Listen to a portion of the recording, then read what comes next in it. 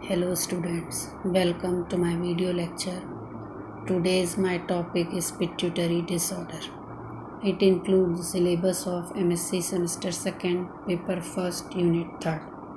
Presented by Swapna Mishra, Assistant Professor Zoology, Government Jajwalli Dev, Naveen girls college Janjgir. जैसा कि आप image में देख रहे हैं, पिट्यूटरी ग्लैंड से निकलने वाले हार्मोन्स मसल्स पर, लीवर पर, बोन पर, एडिपोज टिश्यू पर, इस प्रकार शरीर के बहुत से अंगों पर प्रभाव डालते हैं और उनके एबनॉर्मल सिक्रीशन से शरीर में कुछ डिसऑर्डर्स हो जाते हैं। इनके बारे में आज हम अध्ययन करेंगे। Syndrome associated with growth hormone. Pituitary gland से निकलने वाले हार्मोन ग्रोथ हार्मोन के डिसऑर्डर से क्या क्या बीमारियां होती हैं। Hyper secretion of growth hormone, growth hormone का अति स्त्राव। सबसे पहला है जाइगेंटिज्म।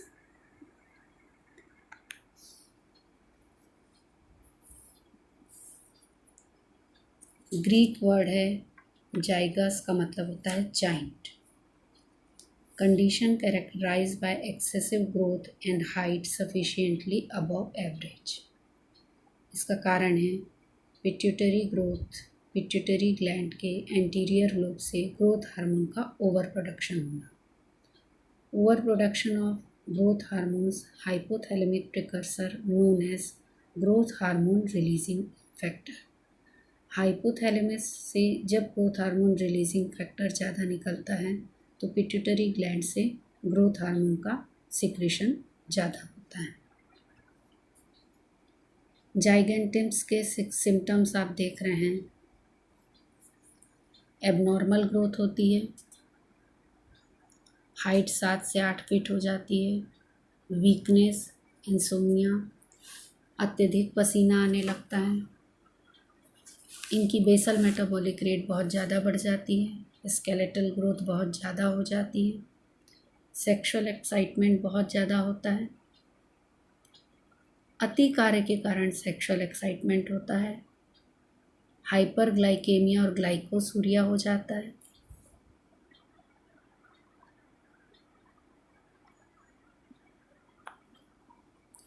नेक्स्ट है एक्रोमेगैली। ये एडल्ट्स में पाया जाता है। यूजुअली पिट्यूटरी ग्लैंड की एंटीरियर लोब में ट्यूमर होने के कारण एक्रोमेगैली होता है। Gland become hyper active in adult. बहुत ज़्यादा एक्टिव हो जाती है ग्लैंड। ग्रीक में एक्रोस का मतलब है एक्सट्रीमिटी, मेगैला का मतलब ग्रेट, मतलब ग्लैंड का एक्साइटमेंट बहुत ज़्यादा हो जाता है। Middle aged adult are most commonly affected. Acromegaly के सिम्टम्स आप डायग्राम में भी देख सकते हैं। वयस्कों में ज़्यादा होता है। इसमें शरीर में अतिवृद्धि होती है, पर हड्डियों की लंबाई में वृद्धि की संभावना बहुत ज़्यादा नहीं होने के कारण शरीर लंबाई में नहीं बढ़ पाता। हाथ और पैर, चेहरे के भाग, निचले जबड़े, त्वचा आदि में हड्डियों की मोटाई में वृद्धि हो पाती है। इस प्रकार का व्यक्ति गोरिल्ला की तरह बेडौल हो जाता है। डिस्प्रोपोर्शनेशन जॉइंट हो जाता है। इसी स्थिति को एक्रोमेगैली कहते हैं। हम्प का फॉर्मेशन हो जाता है। कभी कभी इस परिस्थिति में संबंधित व्यक्ति का वर्टिबल कॉलम झुक जाता है और उसको कुबड़ निकल जाना, जिसको कहते हैं हंचबैक। इस अवस्था को काइफोसिस कहा जाता है। ये एक्रोमेगैली का मेन कैरेक्टर है।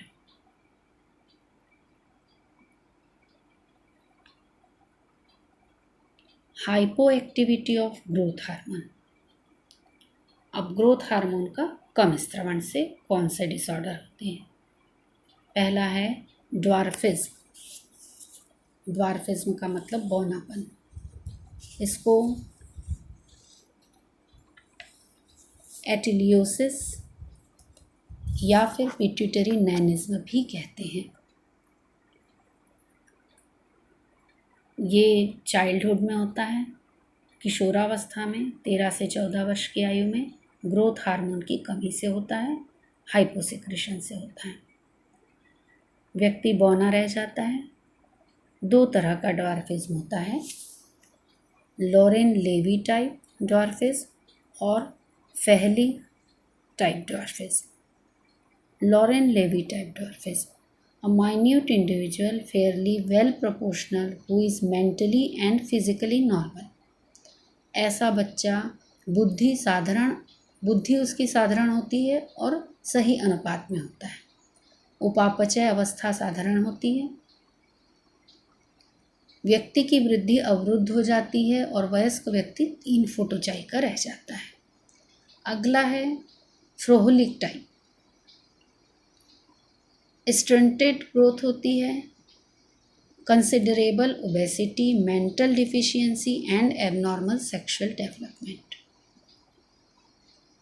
इस तरह के बच्चे बौने और मूर्ख रह जाते हैं, सेक्सुअल कैरेक्टर डेवलप नहीं हो पाते हैं। ड्वार्फिज्म के कुछ और सिम्टम्स देखिए। बौनापन,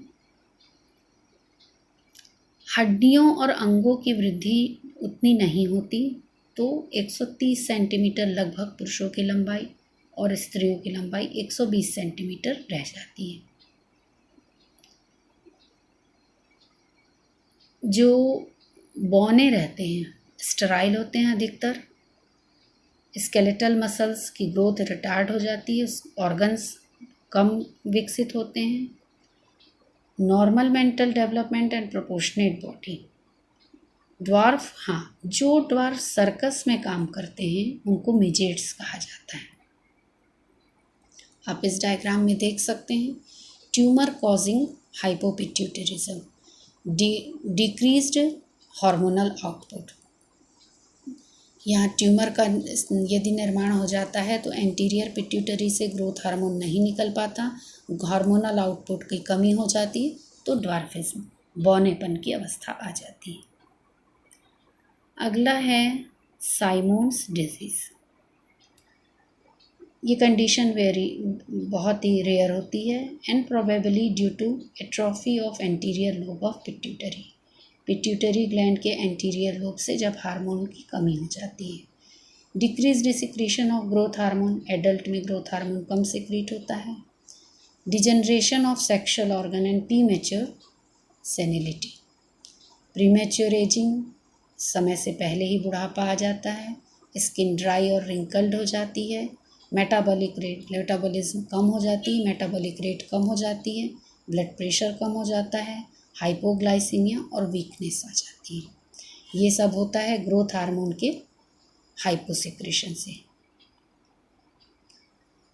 progeria, it is due to atrophy of anterior pituitary. ये जितने भी हम डिसऑर्डर अभी देख रहे हैं ये सब एंटीरियर पिट्यूटरी के हैं।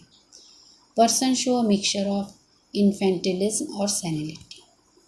A patient has peculiar face and is also called bird-headed dwarfness। अगला है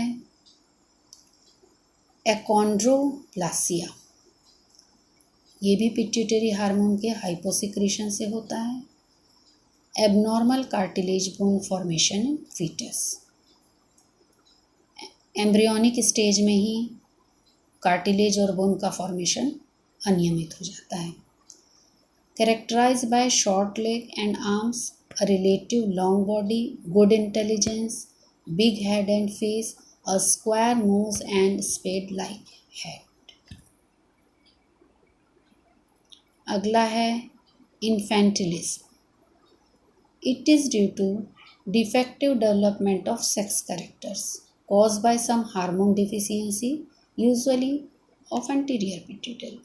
एंटीरियर पिट्यूटरी के कुछ हार्मोन की डिफिशियंसी से सेक्स हार्मोन जो है, सेक्स का डेवलपमेंट है, डिफेक्टिव होता है। Patient show characteristic of childhood even after puberty stage. बच्चे की तरह बिहेव करता है। Patient shows sweet temperature and is good looking. Diabetes insipidus. जब रक्त में ADH की मात्रा कम हो जाती है। एंटी डायूरेटिक हार्मोन की मात्रा जब कम हो जाती है तब यूरिन डाइल्यूट हो जाती है, मतलब यूरिन में पानी की मात्रा ज़्यादा हो जाती है और ब्लड थिक हो जाता है। इस प्रकार ब्लड प्रेशर कम हो जाता है। जब यूरिन में पानी की मात्रा ज़्यादा हो जाती है, डाइल्यूट हो जाती है, तो एक्सेसिव लॉस ऑफ वाटर बहुत ज़्यादा हो जाता है शरीर से। एक दिन में करीब 10 से 20-30 लीटर तक पानी यूरिन के रूप में यूरिन निकल जाती है, तो बॉडी में डिहाइड्रेशन की स्थिति पैदा हो जाती है। इस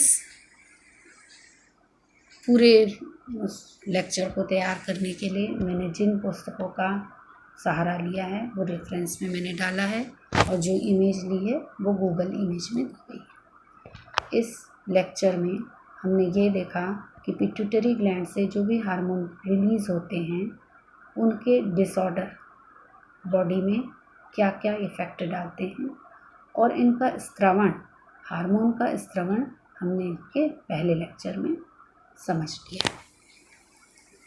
thanks for your attention. Swapna Mishra, assistant professor zoology.